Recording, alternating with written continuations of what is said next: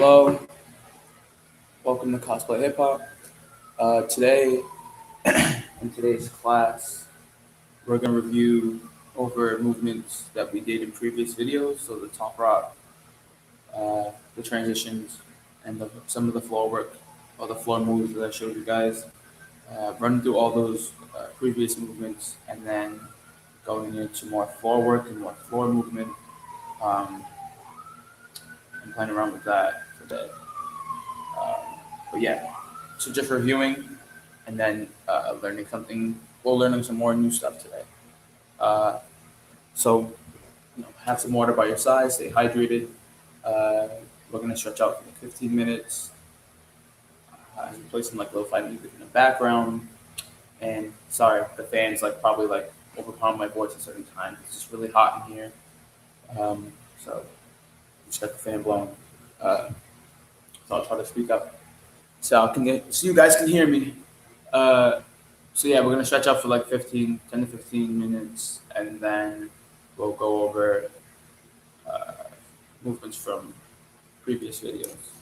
So we can get started. So, also today, I'm not wearing any cosplay because it's really warm down here today.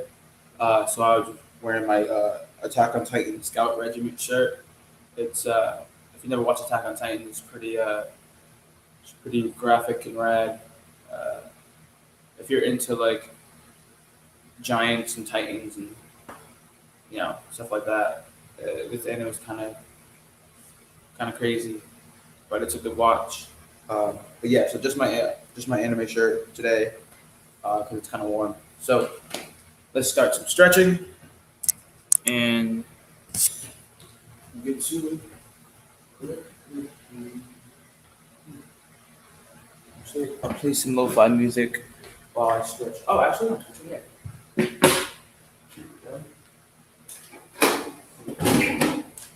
Sorry about this.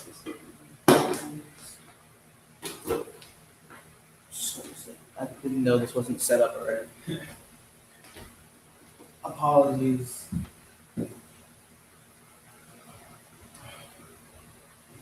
Okay. So stretching out our legs.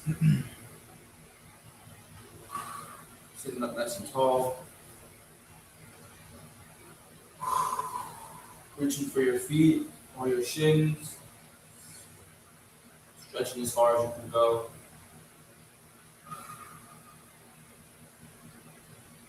Alexa, play lo-fi hip-hop music. The station, Lo-Fi Hip Hop Chill on Amazon Music.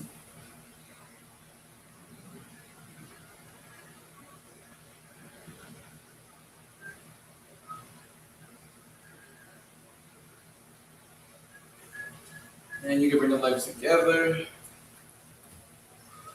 Stretching them out long. Grabbing the feet or the shins, going as far as you can stretch.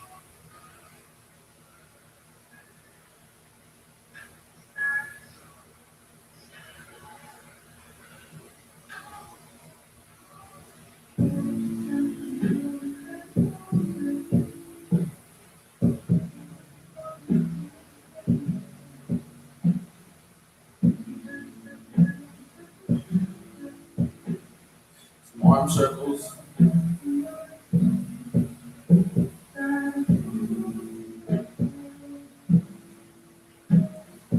reverse your arm circles.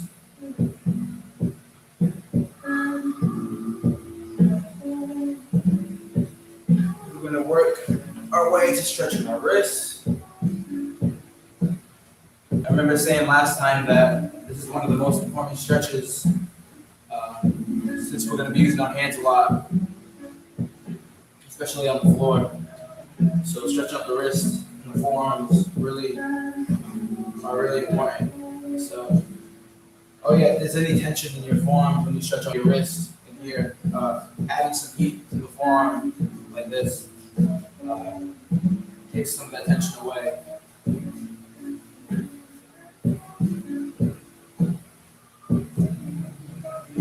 So flipping the palms, stretching the backs of the palms.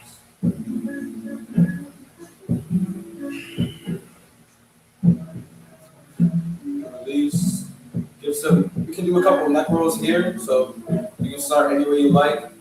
Taking your time, going your neck all the way around.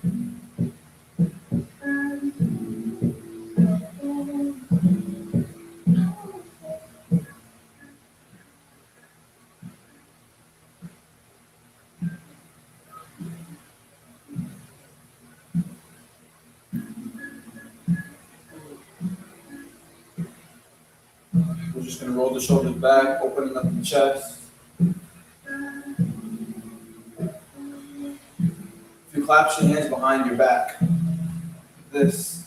so you can open up. If you lean your arms back and further towards the floor, you can open up your chest. But we don't want to lean the head back too much. We're just lifting up the chest as much as we can.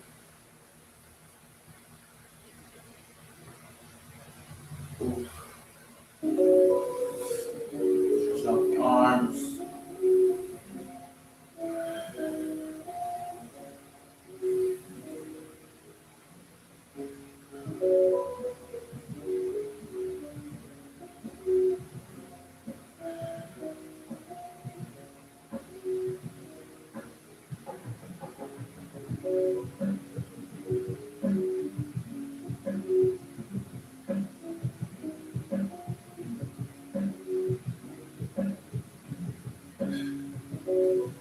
Now we're going to work our way to our feet.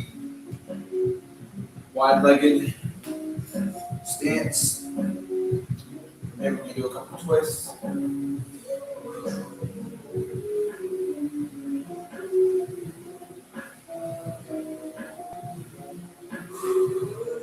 Breathing through your stretches. Remembering to breathe. Sometimes we forget to breathe when we stretch, we hold our breath. Lowering down here, touching the floor, grabbing the feet.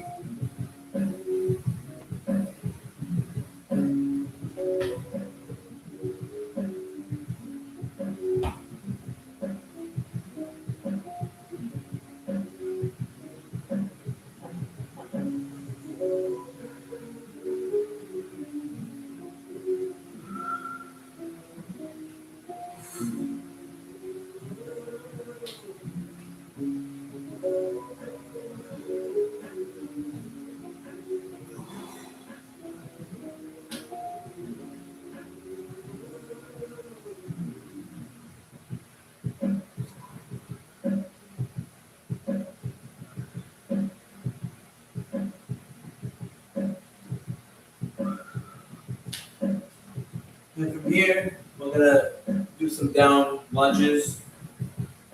So you can come down, bringing your knee to the floor, or you can come up and keep your knee off the floor for your lunge. When you feel strong in your lunge, come to your thighs. Or place both hands on your thighs, opening up your chest. Breathing through your stretching here, breathing through your legs. That doesn't mean to say Your that hips. you don't know. We're going to switch to the other side.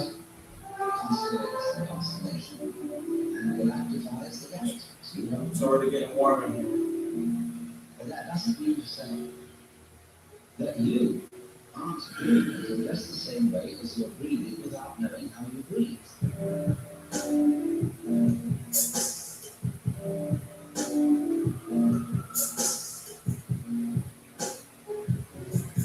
And you can bring your other feet back. And we're just going to give the body a little shake. Shake it all out. Okay. Feel like we're warm. I am especially warm already.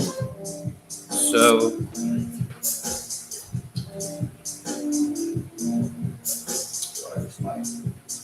they're tied. Make sure my pants are tied. So, reviewing what we did Alexa, pause. Reviewing what we did in previous videos is the top rocks. So I'm gonna go over and show you guys top rocks that we was doing in the previous video to some memory to remember what we were doing. We had the basic top rock, so you gotta remember that. Show you guys what the basic top rock is. And then we got the basic top rock with an added step. So a top rock, a regular top rock with an added step. So it's this one.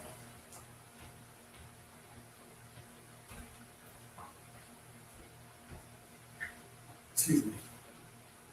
Then we got the back steps. Boom, boom, here, here.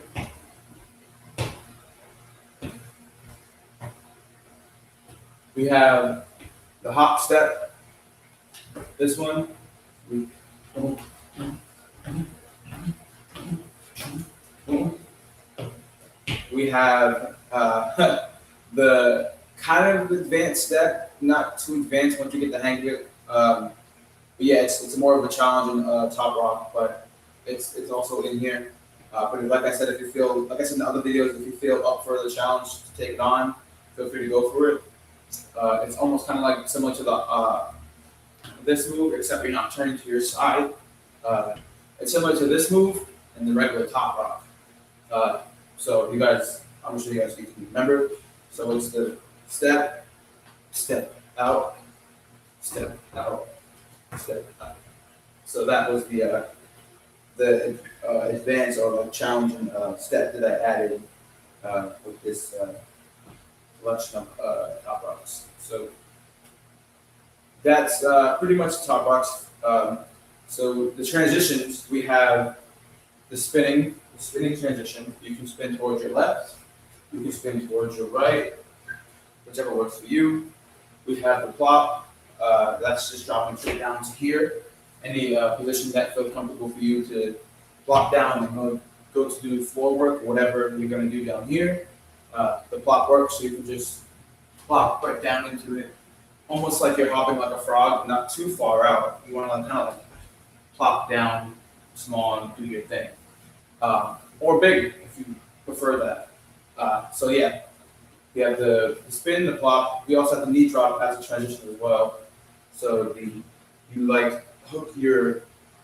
So for people who don't know what the knee drop is, if you know what the knee drop is, cool. If you don't know what a knee drop is or looks like, it's really just hooking your foot behind your knee, and just like this, and dropping your foot towards the ground while having your knee hooked onto your foot. So now the shoe or the top of your shoe is protecting your knee/leg as you drop. So you're landing back basically on your foot, and you just spin up off of that foot back to standing. Same side as well. You can hook the foot, drop down into the floor, spin up until you're standing up again. So knee drop is a good and effective move or transitional move to use, or just a move in general to use whenever you feel like it's necessary for your set or whatever you're doing to use it in that process or whatever. But yeah, so we have the spin, the plop, the knee drop.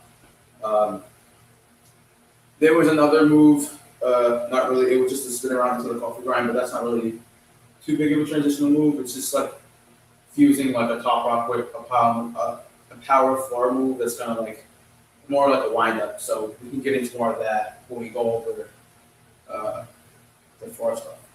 So basically that's what we're doing next. So moving on to the floor stuff. Now we did coffee grinds and CCs. So the coffee grind was when we had our legs up to the side and we spring it around like a helicopter or like a propeller on a helicopter. So swinging the leg all the way around under us and hopping over the leg that's spinning. So the coffee grind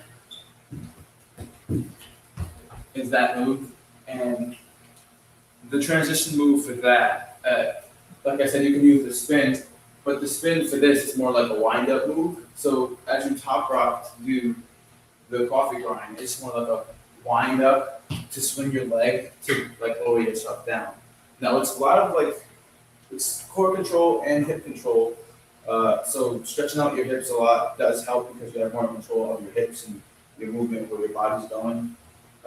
So really core strength and hip strength is crucial there. So just working and building the muscle memory in that factor of spinning and winding up and lowering down. So just spinning and winding up and kind of open up your leg and lowering down onto your left leg or your right leg, whichever way you decide to spin to swing your leg around. So it's just a wind up move that's used with a transition move or a top rock. It's like a whole fused wind up, so it's real fast. So people can top rock or do whatever it is for that move, but the wind up is still there as you come around, especially for the turn. That's a transition move that's added in there. Moving on, so that was the coffee grind. CCs. So CCs are these moves that we was doing, and then you guys remember these things. So, so those CCs, nothing really crazy to those moves. It's really just flicking the leg, sitting back on that leg that's bent, bringing that other leg back in, and switching the leg out. We do the same thing. But the consistency of where you want to keep the consistency lies under your hips still. Everything is just near the hips for a lot of breaking and forward move and breaking. So just wanting to sit on the heels of your feet, you can. The more you repetition of this helps the CCs because you can lean towards the side. So the more strength you have sitting here in this position and the side that you lean to, you still kind of want to keep your hips in the same place in a way, but you're leaning to the side to lift your hips off the ground or away from the ground and then send them back down to the feet. So your hips are like kind of lower toward the ground when you're sitting, and then when you turn your hips to swing the leg, you want to lift the hips. So that's where that height comes from. And then you bring them back down, sitting them back down where they belong, and sitting on top of your feet.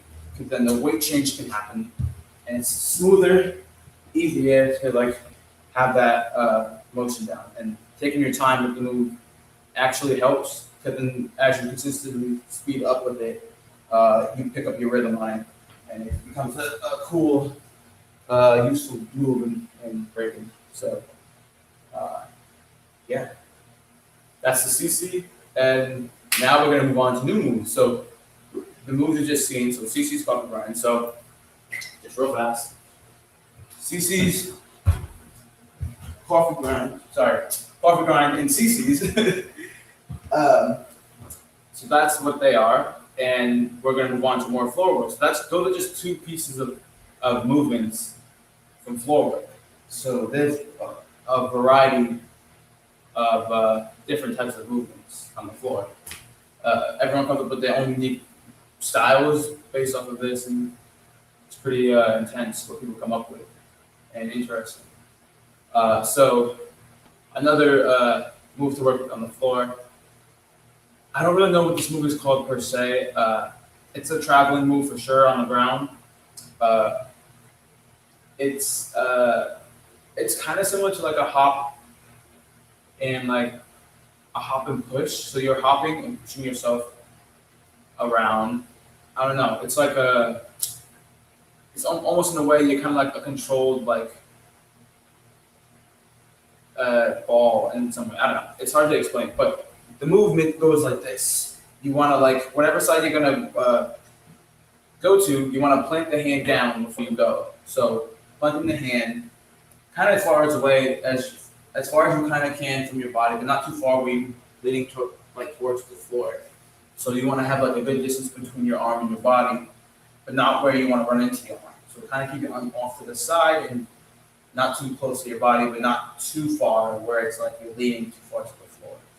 So lean, and now still keeping your core kind of above your hips. You want to bring your hips towards the direction where your hand is. Not too close to the hand, but in that kind of direction or general area where your arm is and where your body is facing that direction. So, for example, put my right hand down. Now I want my legs to go this way. But I don't want them to move as one. I want them to move as one at a time. So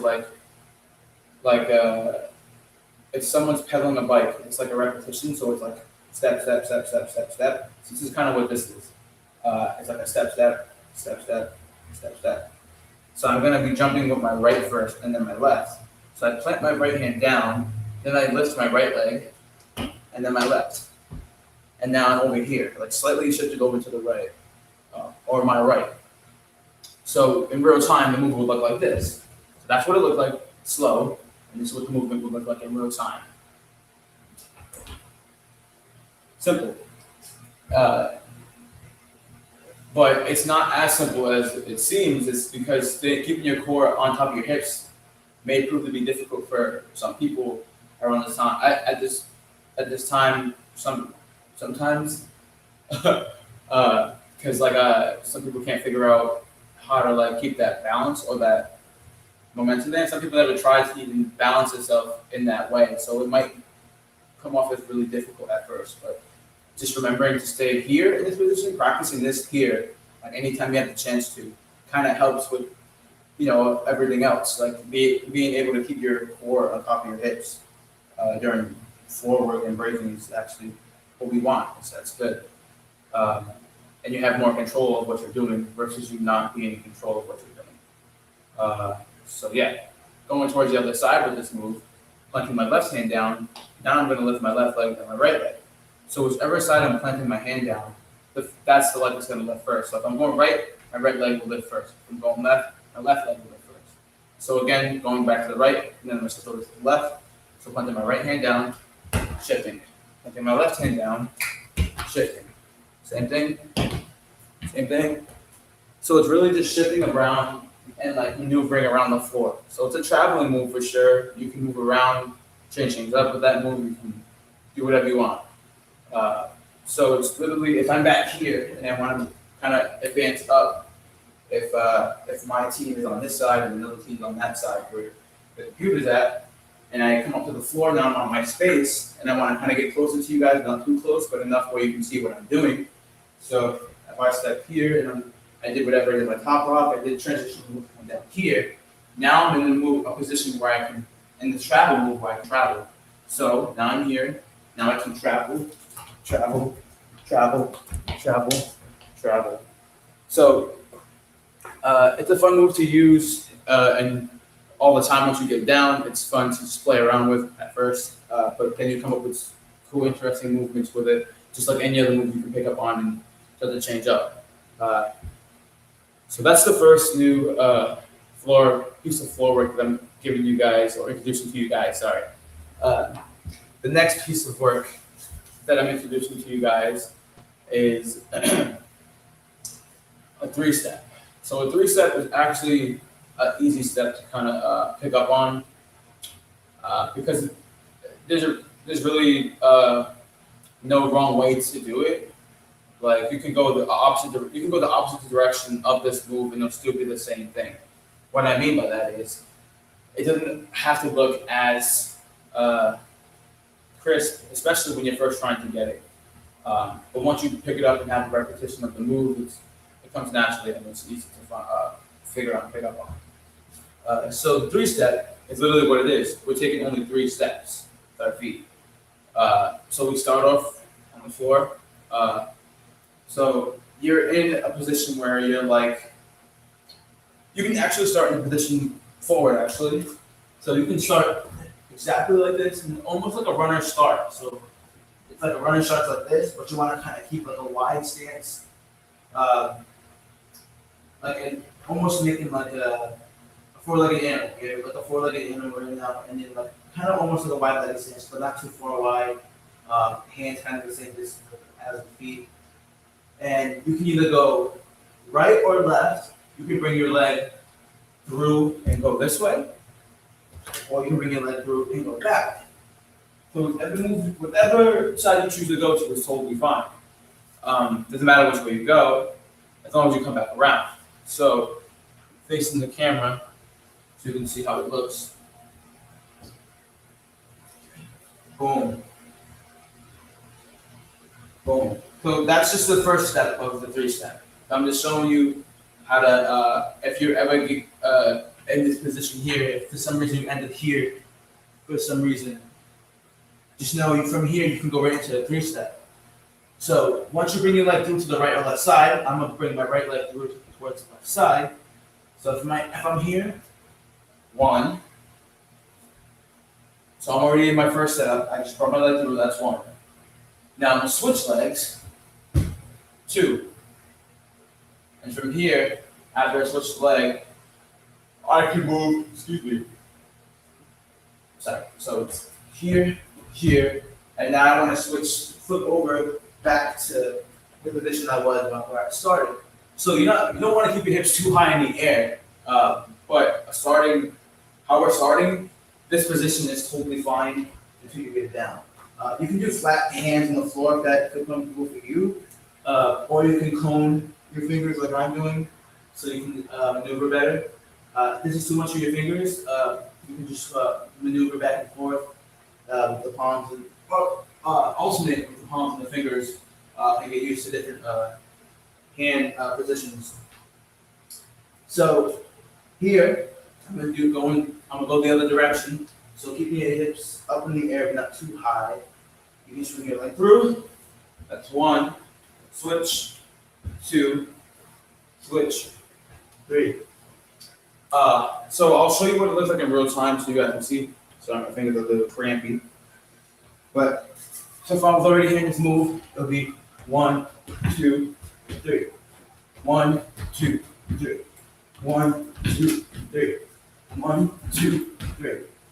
So it like I said, it might prove to be difficult at first, but the more you practice, just like every other move you've been doing, the more you practice, the better understanding you have for it, and it will come naturally. So, sorry, it's a little hot. Yeah, so basically, starting here in this position, it really helps because you can bring your leg through. So yeah, when you bring your leg through, you are coming to almost to a seated position, so you can be able to switch. But you don't want to keep your hips too low to the ground because then it becomes hard to switch legs. Then you're down here. So it's hard to switch if you're keeping your hips too low. So when you're here in this position, you want to come where it's like your hips are still slightly off the ground, and you want to sit, coming right back to sitting on the heels of your feet or your Achilles, and switching out, and then flipping over to the flipping over to the side, and open up the legs, and spreading them out, bringing them back. You don't have to spread them out too far, but coming back in this position here, the leg open back up again. You can go back this way, or you can go back the other direction. Again, so I'm going to show you what the 3-step is in real time. Sometimes it proves to be difficult to get into the 3-step just in the normal way, but this position here, or having your body down low, you're already in a perfect setup to hit the 3-step. This is a good way to get into it if you end up in a position like this. But if you don't end up in a position like that, it's going to be somewhat difficult to get into if you don't have another way. So another way, if you're here on top of your hips, you can get into the 3-step in a more suitable and maneuverable way versus not really knowing how to get into it and just trying to rely on that move. That's a good move to start it in. But once you start picking up on the 3-step, you're going to need to find more ways. So this is another way. So if you come to the floor, if you do something flashy or fancy to get to this position here, now you're already in a set up for a 3-step. So you can either lead the left or the right. So you're already here, switch, excuse me. Here, switch, here, switch, here, switch, here, switch. So it's really consistent, and once you get a rhythm down, you can move as fast as you want, or as slow as you want, or keep it a consistent motion and a medium speed or something. So that's a 3-step.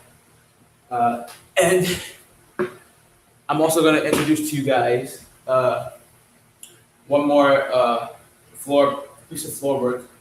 I'm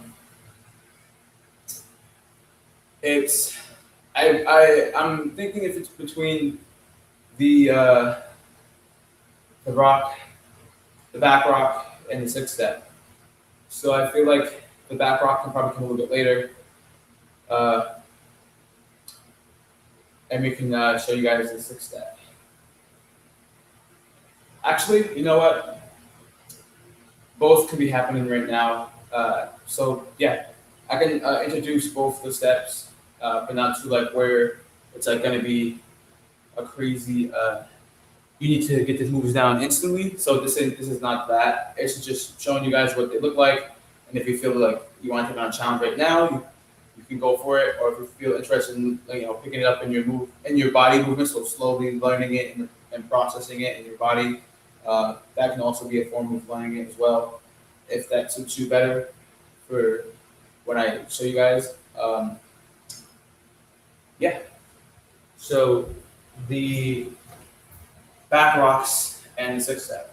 So just like the three step, we're going to take 6 steps instead of the 3. So kind of starting in a familiar stance, just like with the 3 step, we're here ready in a setup CC step. So if you end up in a position like this, CC can if you end up in a position like this, you can end up in a 6 step. Or you're already set up in a movement to go into 6 step. Just like the 3 step, you don't always have to come here to set up for your 6 step. If you end up in a position where you can start your 6 step, you can start in any position and continue there. If you end up on the 6th part where your foot is of the step, you can start at the 6th part. You don't have to start. You don't have to start at the beginning to start from the 1, 2, 3, 4. If you want to start on a 3 and then continue 4, 5, 6, and then continue again with your 6th step, that's totally fine. You can start any way you like once you see the moves. So starting here, you can start with the left or the right. For this purpose now, I'm going to show you guys the way I do it. So I start with my left leg. So I bring it towards my right arm, 1. Then I bring my right leg towards behind, 2, 3, 4, 5, 6. Again, 1, 2, 3, 4, 5, 6. 1, 2, 3, 4, 5, 6. 1, 2, 3, 4, 5, 6. 1, 2, 3, 4, 5, 6. So just also counting out the steps too helps because then you know you got 6 steps in. So yeah, it's keeping your hips up keeping your hips up here as you bring your foot in, but still trying to keep your hips off the ground and maneuver them around where you can still maneuver your legs without really like putting too much energy to keep your body up. Just maneuvering the hips around where you can still be able to move your body around and still be able to have enough breath and energy and stamina to keep going with any movement that you're doing. It's so hot. So that was the 6th step. Literally count out your steps as you practice this so you can remember the pattern and the flow of it. So yeah, just a little friendly reminder. So the back rocks are basically CCs but on your back. So coming to the back, I'll show you how it looks from the side. Coming to your back, if you keep the knees slightly bent, it kind of helps. Well, not both knees. If you keep one knee up and keep one knee down, this makes the process way smoother. So if you roll over to any side you want, I'm going to show you guys the way I do it. So starting with my right side, I want my right knee up. I'm going to roll over to my left so I can speed my leg up. So rolling over to my left side, I want to lift all my energy off of my left side. So leaning, it's more like weight changing. So I'm putting all my weight into my left arm, slight my left side. And when I do that, I'm holding my left leg, not to hold it out, but holding my arm against it so there's enough room in this gap area so I can be able to maneuver my hips up and swing this leg over. Like if I'm still doing a normal CC, just without my hips. Without my torso being up in the sky. So that's basically what that is. So rolling over to one side, putting all your weight onto the upper part of your body. And at the same time you do that, you want to lift your hips and then turn your legs will turn. They actually turn both your legs in a way, and you got a CC on your back. So moving towards the other side, you switch legs, leaning onto the right arm, pushing up into the floor. You want to keep your hips up as you do that, so you can be able to turn your hips for the back rock. So that's what it looks like sideways. So showing you guys from this angle. So my legs here, one leg will come up, rolling to one side, bang. Rolling to one side, bang. Rolling to the other side, bang. Rolling to the other side, bang. 1, 2, 3, 4, 5, 6.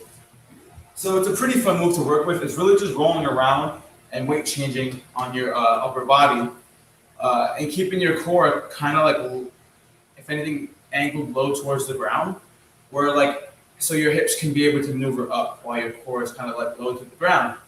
That's basically what this move is. You're rocking on your back while hitting the CCs. We don't call them CCs, they're basically back rocks. So you're rocking on your back and getting down. So that is the 3 new the 3 new floor movements that I was introducing to you guys today. That was a sweat worker. So, but just like the movements we were learning beforehand, they might prove to be kind of difficult in the beginning, but the more practice and time you choose to put into it, you can see the difference in the growth coming from it the more you put into it. So practice when you can. Do what you got to do for stretching. Make sure you always stretch out before attempting any of these movements. Even if it's just like to like test something just to see, it's always good to stretch and to make sure your body is safe and ready to go before anything. There's also, I was going to read you guys another page from Scott Pilgrim today. The book is upstairs. I forgot to go grab it. I can go grab it in a bit, but I will show that a little bit later. But those are the 3 new movements on the floor work that I was showing you guys for today. Basically, I'm showing you guys more and more floor movements, so we can leading up to build on from the top rock, leading down to the transitional move that goes into the floor work. So you can also have transitional moves on the floor as well to transition from different floor movements. They all might not be the same as transitional moves while standing, because they might be slightly unconventional because you probably can't do what you're doing on the floor standing. So transitional movements on the floor are slightly different. So those are more for like figuring out while you're playing around with the movements. So the more we practice entwining these floor movements together, we're just going to slowly but surely chip away and build our set / your own individual set. But chipping away and building on your set, pulling the movements that speak to you the most, and fusing them with your style, your movements that you already possess, or the movements that was introduced to you when you possess those, and practice and build up your skills off of that, making it a strong set. So these are going to be they're going to be cool movements I'm going to be showing you guys as well. Some of them might just be fun movements to play around with. Some of them might be like hard hitting movements that's going to be like, wow, this might take some time to get, and that's totally fine. I was already on that same boat when I first started. It takes time, but the more dedication and practice and fun you have with it, it's just a fun thing to do, and cool moves and cool dance to have in your arsenal if you would like that. So showing you guys the top rocks.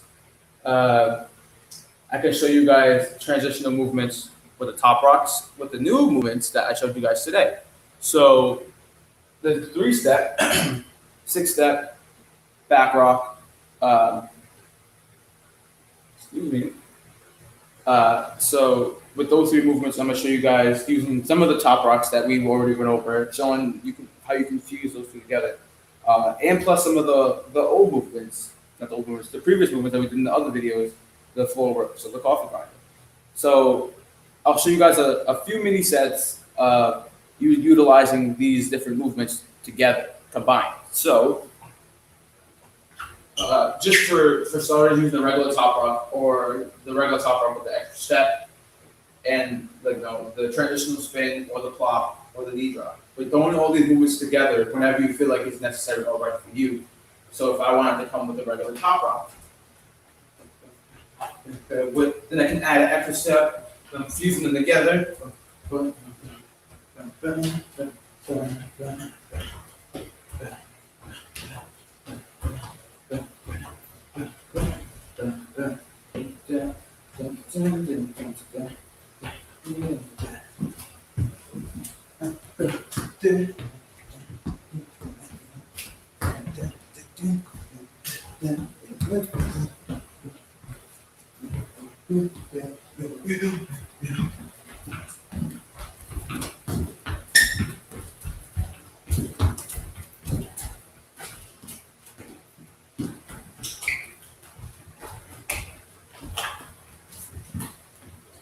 Okay, so that's basically me fusing some of the movements together, as you can see.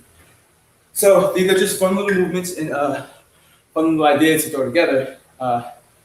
So today's coming to like the cool down of this video. Not any homework, but a fun prompt to do at home if you feel up for it is trying to create.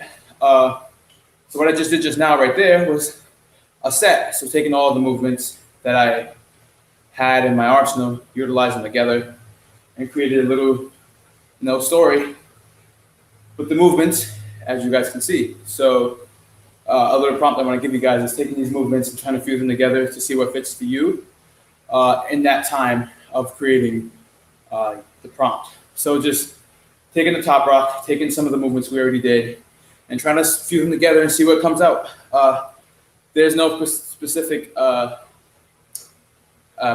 movement you can use. They're all free range, so you can use any top rock, CC, coffee grind, anything you wanted to challenge yourself with, anything you want to try. This is the little prompt that I'm giving you guys for today. If you would like, if you have time in your day, feel free to build your own little mini set. And if you feel even more daring, send the video back to me. So, or post it up somewhere where you feel like people will enjoy what you're doing. I know for a fact I would enjoy seeing you guys build your sets and get down. So feel free to send them to me if no one else would like to view that. I am looking forward to seeing something like that. Sorry, it's still hot. So yeah, that's just a little prompt I'm throwing out there for you guys. There's a few more things I want to announce and bring up from. The Scott Pilgrim book. So I'm gonna read a few pages from the Scott Pilgrim book. So I'm gonna go grab that right now. We're back.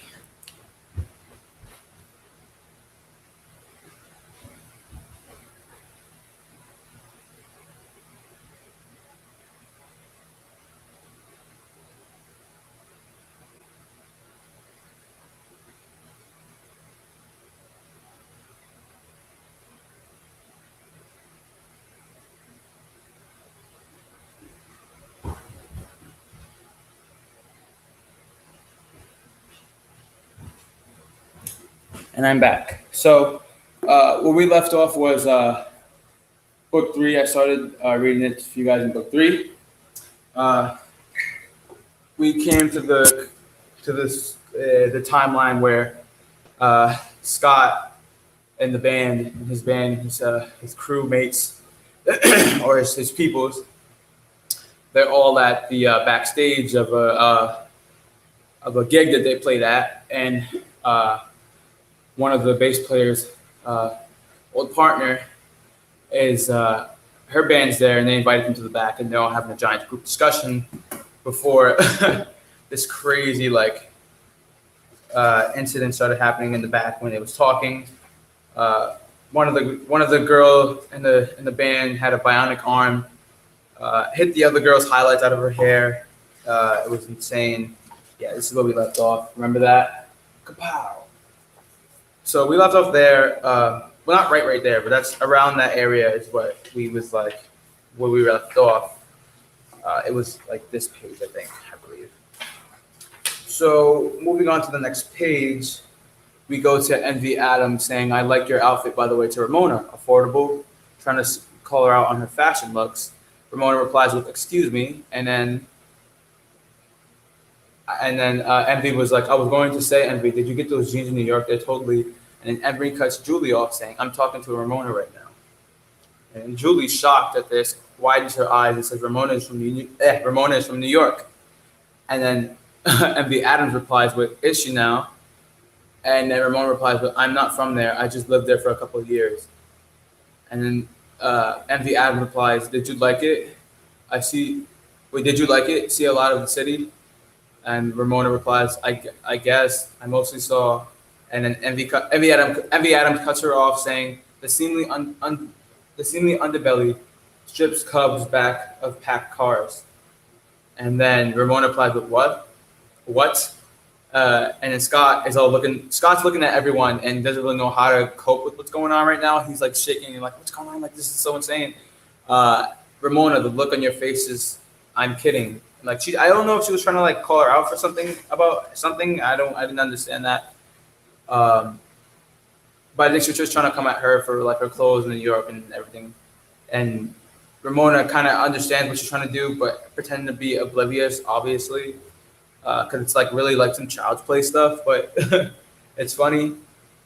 It's some funny humor. So then, I guess with all that going on, Scott slams his hands on the table. He's like, "That's it. You're too full of yourself," basically to the band and Todd. And then he flings his fist at Todd and says to Todd, "You'll pay for your crimes against humanity." As you can see, Scott's thrusting his fist. Boom. He's like right to hit Todd, and then all of a sudden Todd's hair gets all crazy and his eyes start glowing. So now we're next page. Scott misses. Well, not Scott. He doesn't miss, actually. Scott's punch would have been dead on, but Todd stops his punch because Todd is vegan. So this is pretty funny. So anyway, let me really explain what's going on here. So Todd stops Scott from punching him. Everyone's shocked that he did this. Todd's hair is all going crazy. His eyes are like yellow, like crazy color, like lightning's coming out of his eyes, and he picks up Scott, not by using his hand, but using his power to lift him up. And then Scott's like, "My neck," because he's being choked, and he's like, "Your hair." And you're like, "Wait, what?" And Envy Adams chimes in again, cutting Scott off from his mental speaking to us. And she's like, "Didn't you know? Todd's vegan." Well, Todd's a vegan. And then Todd shoots Scott right out the side of the wall. So he picks him up like this with his powers and throws him out the wall. So here in this page, Scott's being flung through the wall by Todd. So with that being said, Todd replies after Envy says he's vegan. He said that's not a big deal. No kidding. I mean, anyone can become vegan if they work at it, right? Says Stephen Stills. And then Todd replies with, Envy Adams replies with, no. And then Todd replies with, no ovo-lacto vegetarian maybe. And then Kim replies with, why not? And then Todd starts combing his hair, trying to comb it back down because it just got frizzy from him activating his powers. He replies, "But most people just can't take it. It's a fact of science. The main thing is to know is I'm better than most people." He's really full of himself. Uh, Graduated at the top of his class from Vegan Academy and everything. Okay. So Kim replies, "But that's what they taught you." So they teach everyone that at Vegan Academy. Uh, and then Todd replies with, hey, go ahead and get snippy, baby. If you knew the science, maybe I listened to the words you were saying." And then Ramona goes to tend to Scott because Scott just got flung through a wall, and she's asking him to say okay.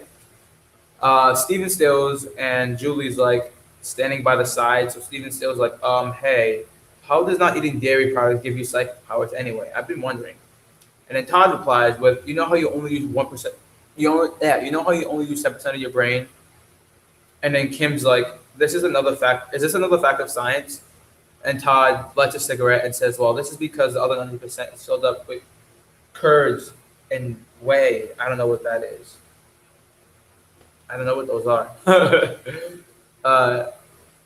So zooming into what Scott and Ramona is doing, which is like kind of a few feet off to the side. Scott hears what's going on. He's like, that's the stupidest thing I ever heard. And then Todd replies, but maybe if you knew the science. And then Envy Adams chimes in again and says, anyway, that's why you can't win this fight, Scott, and you will have to give up on dating this girl. And then they both look shocked. Ramona shockingly looks, what? And then Scott replies, but you know all about this? And then Envy Adams says, of course I do. I've been with Todd since we were 11. So he cheated on you with me? So he cheated on you with me? And then that's what Ramona says to Envy. And Envy's like, don't be ridiculous. I'm just being ridiculous. I'm just trying to. Well, actually, Envy Adams says, don't be ridiculous. Ramona replies with, I'm not being ridiculous. I'm just trying to. And Envy Adams cuts her off saying, I know what you're trying to do and it's not working. Nothing will. You're finished and Todd's going to make sure it stays that way. So they're really trying to go all out on these guys, man. Jumping way back to freshman year of college, this is what we jump back into. So basically, we'll go into like a flashback. So this is the last thing that happens before jumping into the flashback. So Scott got thrown through the wall. They had the whole discussion on the next page, and now going on to the next page after that, we jump, kind of back into the past. Scott's early years of in high school. So Scott Pilgrim, first year, university, temper, happy-go-lucky, hair pretty long. So his hair is he has some good hang time right now in his freshman year of college. So Scott says, are you serious? After all that, you're not even coming out with us? So we're jumping back to Scott's past with Natalie, which is Envy Adams. Her real name is Natalie, and they dated in college and stuff. So this is Scott in her room, I think in her college dorm, and he's just like, you're not coming out with us. And she's like, I just don't like getting drunk all the time. So she's also for a year, but her hair is like extra long during this time. And she's like, I just don't see the point. Okay, Julie. And then, so Scott, Julie, and Steven ends up, leaving Envy's room. And then Julie's like, honest to God, that's my room. She's like, honest to God, that's my roommate. She's like that. Why am I living in this dorm? Where's the fun? If I'm never friends with her, if I'm never friends with that loser, I want you to kill me. That's what Steven replies with. So Steven Stills and Julie Powers are a couple. Not anymore in the present where Scott's fighting Todd, but in the college days, their freshman year, in their spring youth. Julie Powers and Steven Stills were dating. So basically, she's just talking to him, and Scott's just walking ahead of them. So they go back to they go back to Envy Adams' room, and Scott goes back to Envy Adams and Julie's room, and then Julie says, I know he seems totally irresistible, Nat, but watch out, Scott's a jerk. He is a total lady killer, wannabe jerky jerk. That's garbage. That's garbage, and it's completely untrue," says Scott. Remember that first? Remember? Wait, that time after it's like, oh. She says after, so like that time after phys ed in the ladies' room with Monique, and then Scott's like, "That's a misunderstanding," and she's like, "That time was Sandra in the ladies' room at her wash," and he was like, "That's not what it looked like." So basically, she was trying to say he's a wannabe jerk, and he's like, every time he thought I was a jerk, it was just a misunderstanding. And so we go to the next scene of Scott and Natalie, aka MV Adams, walking in the college dorm area. So they're just walking, and then MV says, "I think Julie's full of it. You're much too dopey to be a lady killer." And then says, "Really?" Well, replies with, "Really?" So jumping back to the scene where Scott's fighting Todd, Scott gets up saying, you know, basically taunting Todd and feeling kind of like upset that MV Adams is like really coming at his life right now. So he was like, "She used to be so nice." So he tried to go for a kick at Todd's face, and Todd dodges it, activating his vegan powers, and he flings Scott all the way to the sky. And Scott goes flying all the way up into the sky. He's like screaming, going all the way up. And everyone's looking up and waiting for him to come down, and he comes plundering down, crashing into the garbage. And then Ramona leans over him and says, "Hey, maybe we should come up with a strategy, genius." And Scott replied with, "Genius?" So right now what's happening here is we're jumping back and forth into the past to Scott's earlier time in college in the beginning. Because right now Scott's 23, where he's at fighting Todd Ingram. So we're going to early teenage 18-year-old, 19-year-old Scott Pilgrim and freshman year of college, and he's in his band, they're doing their thing and stuff like that. So in this book, we're jumping back and forth to it's called The Infinite Sadness. So it's basically shining the light on Scott's and his ex-girlfriend Envy Adams, who was in the band The Clash of Demon Head. This book shines light on their relationship slash the present, where Scott is with Ramona, and also trying to defeat her 7 evil exes. But right now in this book, we're focusing on number 3, the third ex, the third evil ex who's trying to stop people from dating Ramona. So this book basically shines light on the third protagonist that Scott has to fight, slash his ex-girlfriend who's dating his previous girlfriend's ex. So it's kind of funny. But this book is basically just jumping back and forth through past and present. So that's why it's a lot of I'll be reading a page with Scott fighting, and then all of a sudden I'm reading something that has something to do with nothing about the fight. So it's just about just running back and forth. So I'm about to read this page for you guys. So we jump back into the past. Scott's playing with his band. Wait, is Scott playing with his band? Yeah, Scott's playing with his band. And MV Adams is also playing with him. So this is actually, I think, before Kim, who was the female drummer in the band. So I think Scott's playing drums. Yeah, Scott's playing drums. Steven's still playing the guitar, and MV Adams playing the piano. And they're doing, their song, their spiel, and then they have a little audience, 2 people watching them. I'm assuming a couple friends that they knew from early on in college. And they reply, "Wow, you guys are pretty crazy." And then someone's like, "Yeah, fractured, angular, twisted, pop, sensational, and stuff." And basically, we cut to the scene where MV Adams and Scott Pilgrim are together, and he says "genius," and she says "shh." He said "genius," and she's like, "Shut up." And he's like, "So I'll call you later tonight," and she's like, "Call me every dang night."